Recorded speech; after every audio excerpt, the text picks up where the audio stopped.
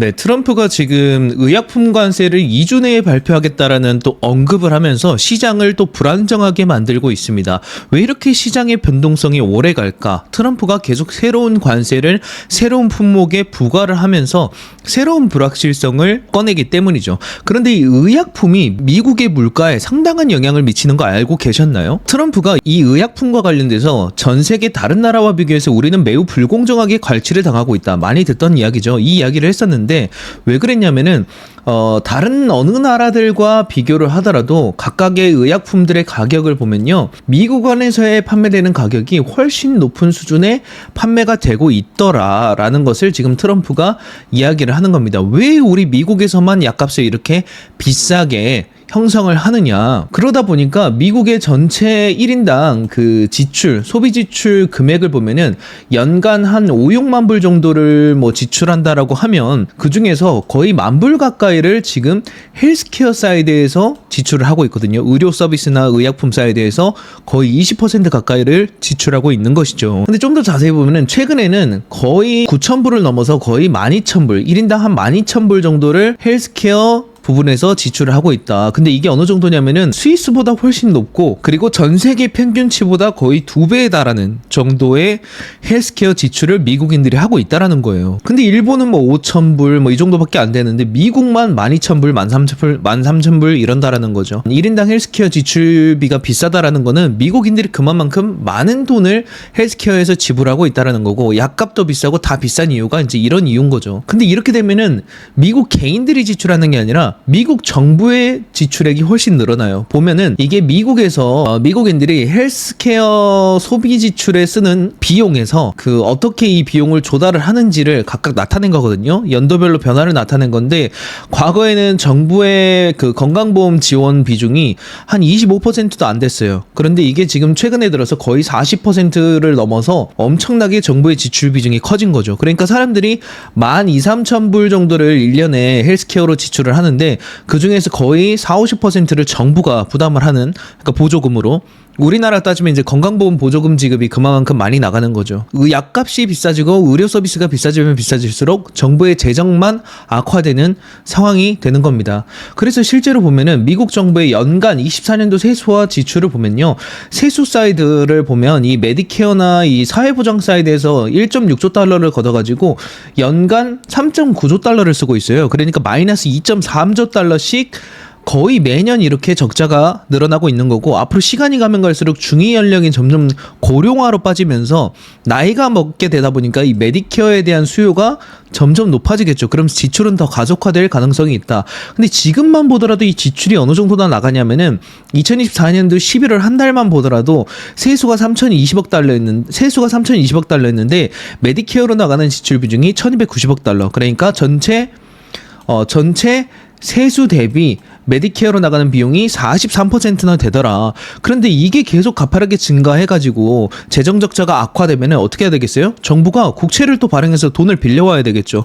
그러다 보니까 국채 이자도 계속 높아지면서 국채 이자 비중도 24년도 11월 한 달 기준이지만 26%까지 올라갔다. 그래서 한 달 동안 걷어들인 세수가 3,000억 달러였는데 거기에서 68.9%나 국채 이자랑 메디케어 비용으로 다 나갔다. 그러니까 세수 들어오자마자 필수적으로 나가야 될 이 두 개에서만 일단 다 나가고 시작하는 거예요. 그러니까 정부가 제대로 된 재정 운영이 가능하겠냐고요. 그런데 중요한 거는 시간이 가면 갈수록 고령화도 많아지고 고령화 인구도 많아지고 하다 보니까 자연스럽게 건강보험에 대한 정부의 지출 비중이 크게 늘어나고 재정 적자가 엄청나게 확대될 것이다 라고 이렇게 추정이 되고 있는 거죠. 좀 더 자세히 보면은 40대에서 60대 인구들이 많이 있는데 이 인구들이 점점 위로 올라올수록 자연스럽게 몸이 고장나고 의료 서비스에 대한 니즈가 점점 많아지게 되는 거죠. 자연스럽게 메디케어 지출이 늘어날 수밖에 없는 겁니다. 그러니까 과거에는 뭐 정부의 보조금 지원이 사실 27% 정도 수준에 불과했다면 앞으로는 이제 의료 지출에서 미국인들의 의료 지출에서 나가는 비중에서 거의 미래에는 거의 50% 가까이가 정부의 보조금 보험에서, 정부의 이 보험에서, 메디케어에서 50%를 충당해 줄 것이다. 그러면 이만큼이 뭐예요? 정부가 그만큼 돈을 더 부담해야 된다라는 뜻이죠. 근데 이렇게 된 이 배경이 뭐였냐면은 이게 지금 메디케어가 각각 어디에서 지불이 많이 되고 있냐를 보니까 과거에는 사실 처방약이라는 거에 대해서 지원 자체가 없었어요. 근데 조지 부시 대통령이 처방약에 대한 보조금 혜택도 추가를 하면서, 물론 포퓰리즘이죠. 그러다 보니까 자연스럽게 약에 대한 정부의 보조금 지원도 늘어나고 하다 보니까 자연스럽게 정부가 부담해야 되는 메디케어 보조금 지급액이 점점 늘어났다. 그리고 이 메디케어 혜택을 받는 사람들의 인구 비중도 점점 가파르게 이렇게 매년 늘어나면서 점점 정부가 지급해야 되는 그 부담액이 점점 커져가는 그런 상황이고요. 그러다 보니까 자연스럽게 2024년도 최근을 기준으로 계속 메디케어로 나가는 앞으로 정부의 그 보조금 지급액이 전체 GDP의 퍼센테이지로 봤을 때 가파르게 증가를 하고, 메디케어의 보조금이 커지다 보니까 자연스럽게 재정 적자가 확대가 되겠죠. 적자가 늘어나겠죠, 정부가. 그러니까 국채를 발행해야 되고 자연스럽게 정부 국채의 이자도 이렇게 가파르게 늘어날 수밖에 없는 거죠. 그러니까 재정 적자의 최악의 시나리오가 지금부터 전개가 된다. 그래서 지금만 보더라도 정부가 사회보장사에 대해서 24년도 기준으로 1.6조 달러가 더 가지고 3.9조 달러를 쓰면서 2.3조 달러씩 적자를 보고 있었는데 거의 3천조 원이죠, 매년. 그러다 보니까 정부가 어떻게 돼요? 이제 돈을 빌려야 되니까 이 이자 비중이 커지게 되는 거죠. 그래서 과거에는 세수 대비 정부의 국채이자 지출 비중이 15년도만 보더라도 6.9%밖에 안 됐는데 이게 24년도 한 해 동안 보니까 18%까지 엄청나게 국채이자 비중이 높아지게 된 거예요. 그리고 앞으로 이게 점점 더 커질 수 있다라는 거를 의미를 하는 거죠. 그래서 이 메디케어의 보조금이 확대가 되면 자연스럽게 재정 적자가 가장 크게 확대가 되니까, 왜냐면 메디케어가 전체 세수 대비 지출 비중이 거의 절반 가까이 되니까, 그러다 보니까 자연스럽게 국채이자 비중도 높아지는 그런 구조가 된다. 근데 그럴 수밖에 없는 게, 사실 미국인들의 전체 소비 시장을 보면은 이 헬스케어가 엄청난 규모를 차지해요. 사실 주거 다음으로 그 다음으로 큰 비중이 헬스케어 이렇게 차지를 하고 있거든요. 그만큼 헬스케어가 사실 약값도 비싸고 하다 보니까 엄청난 지출 비중을 차지하는 거죠. 근데 왜 미국이 이렇게 약값이 높냐라고 보면은, 미국은 상업보험사들이 자체적으로 약값을 협상을 하고 이러다 보니까 가격이 비싸요. 뭐 다른 나라나 일본이나 다른 나라들 보면은 정부가 약값에 대한 중간 협상을 해가지고 가격을 안 올리게끔 하거나 이렇게 통제를 하는데, 미국은 보험사들이나 PBM들이 직접 약값에 협상을 하다 보니까 중간 거래 상인들이, 그러다 보니까 약값이 막 비싸지고 막 백마진도 들어가고 여러 가지가 부과돼서 약값이 너무 비싸지는 거예요. 최종 소비자에게 전가되는 약값이. 근데 그 최종 소비자가 내는 게 아니라 대부분이 보험에서 많이 내고, 보험 중에서도 정부의 메디케어나 메디케이드에서 많이 나간다라는 거죠. 예, 요게 이제 그 예시인데, 좀 더 그 구조를 자세히 설명을 드리면, 요게 우리 회사를 다니면서 메디케어나 메디케이드에 대한 보험료를 급여에서 떼서 내고 납부하고 있는 이제 납세사들이죠. 그리고 여기는 이제 의약품 제조사, 그러니까 이제 제약사인데, 제약사들이 이제 중간에, 미국은 제약사들이 PBM이라고 해서 약값을 협상을 하고 이렇게 하는 중간 상인들에게 약을 제안을 하고, 약에 대해서 선호의약품이라든지 이런 걸로 선택이 되도록 요청을 해요. 그리고 리베이트를 주고 막 이런 문화가 있단 말이에요. 그러다 보니까 여기에서 가격이 엄청나게 부풀려져요.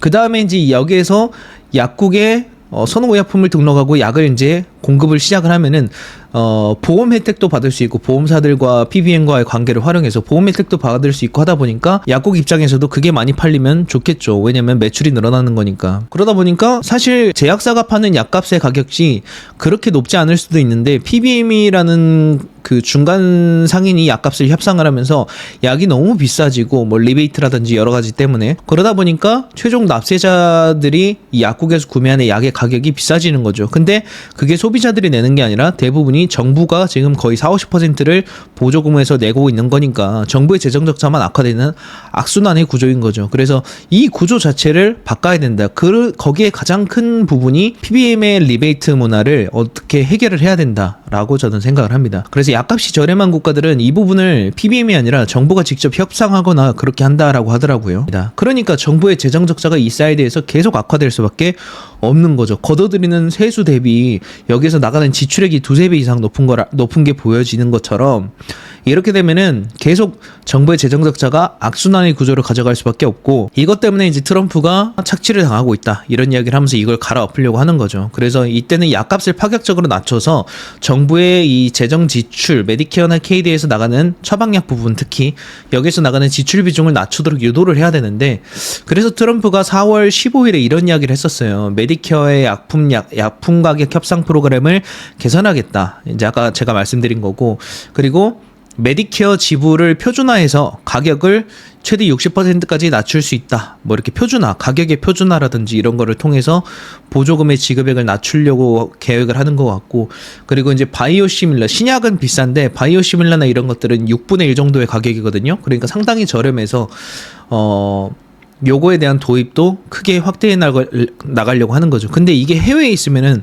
더 뭔가 미국 입장에서 무역 적자도 생기고 하다 보니까 이 아마 바이오시밀러나 제네릭 의약품에 대한 그 제조사들, 뭐 CMO 회사나 이런 기업들을 미국에 들어오도록 아마 관세를 때린 다음에 미국에 공장을 짓고 미국에서 생산하도록 유도하지 않을까, 이제 이렇게 생각이 드는 거죠.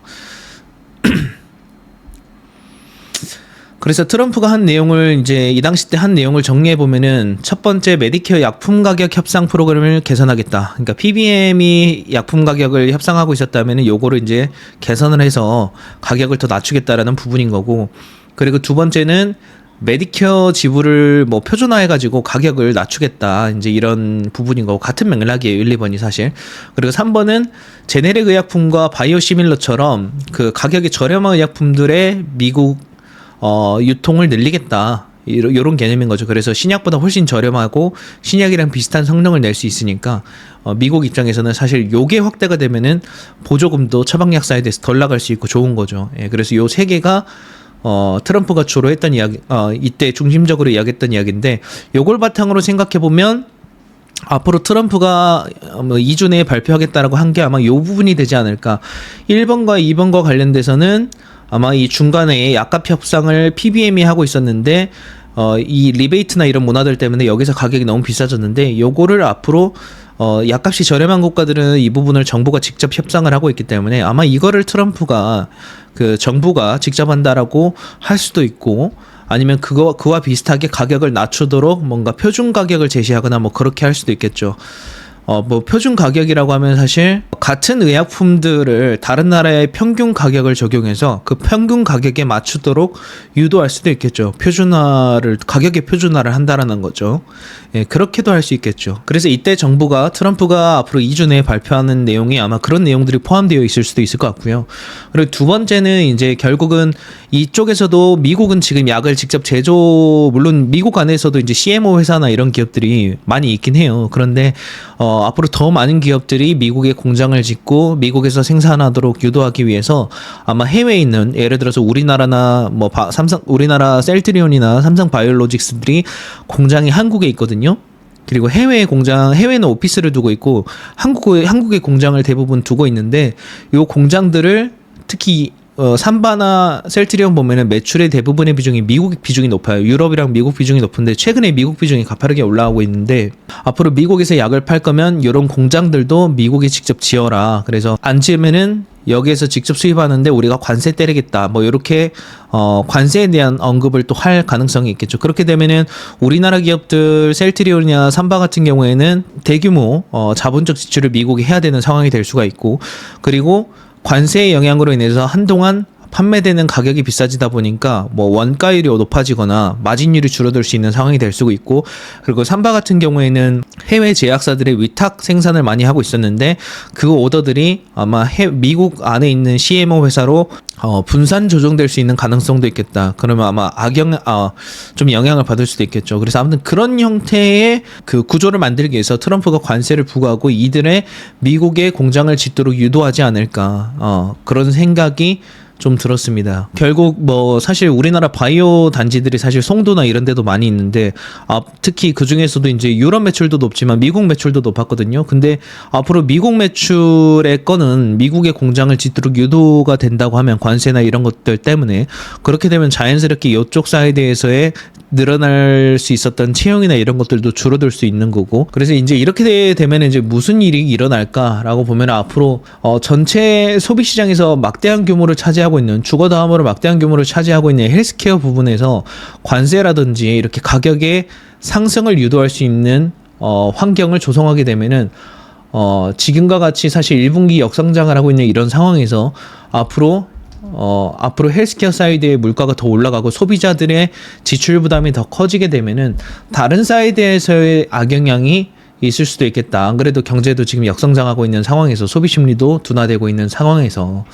예, 그런 우려가 좀 들었고요. 그리고 그게 사실 정부의 어쨌든 여기에서 대부분의 비중이 사실 절반 가까이 되는 비중이 정부가 보조금으로 지급을 하고 있기 때문에 정부의 재정 적자에도 부담을 가중시킬 수 있는 영향이 될 수 있겠다. 그래서 아마 트럼프가 이번에 발표할 때 정부의 보조금 지원 혜택을 받는 기준을 또 제시할 수가 있고 그 기준에 부합하지 않는 것들은 보조금을 지급하지 않을 수가 있어요. 그러면은 그 부담이 어디로 가겠어요? 소비자들에게 가겠죠. 그럼 소비자들이 실제 지출액이 더 증가를 하면서 소비자들이 다른 비필수 소비나 외식 이런 데서 쓸 수 있는 돈을 더 못 쓰게 되는 상황이 될 수 있으니까 그러면 전체적인 소비 시장에서 침체를 가속화시킬 수 있는 영향이 될 수 있겠죠. 예, 근데 결론은 트럼프가 이런 정책들을 계속 펼쳐나가면서 원하는 거는 대규모 일자리 창출과 그리고 그동안 우리가 비싸게 사왔던 거 앞으로 싸게 사겠다라는 거, 그리고 정부의 대규모 재정 적자를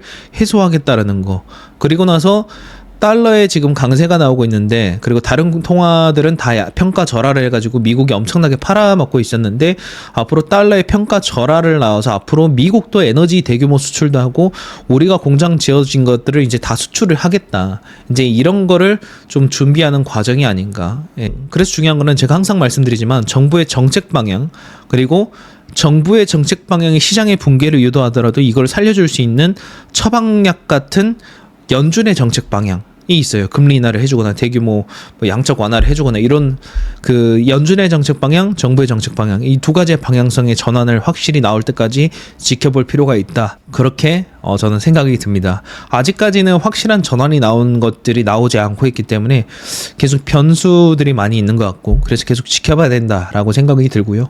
연준 같은 경우에는 아마 5월 초에 나온 거 보면 실업률도 조금 증가를 했고 사실 물가는 오히려 떨어졌기 때문에 좀 더 지켜봐야 된다라고 생각을 해요. 연준은 아마 선제 대응보다는 아마 실제 물가가 5월 달, 그러니까 6월 초에 발표되는 5월 물가 그리고 5월 실업률에 대한 데이터를 또 보면서 점진적인 판단을 해나가지 않을까. 그래서 중요한 거는 시장에서 발표되는 이슈나 데이터에 대한 거를 바로바로 파악하고 해석하는 것들도 중요하고요. 그래서 아세안 패스의 멤버십에서는 그런 내용들이 나오면 제 의견을 바로바로 공유드리고 있기 때문에 관심 있으신 분들은 본 영상 댓글에 있는 링크에서 확인해 보시면 좋을 것 같고요. 네, 그리고 이제 좀 마지막으로 좀 조심스럽게 한 가지를 또 말씀을 드리려고 해요.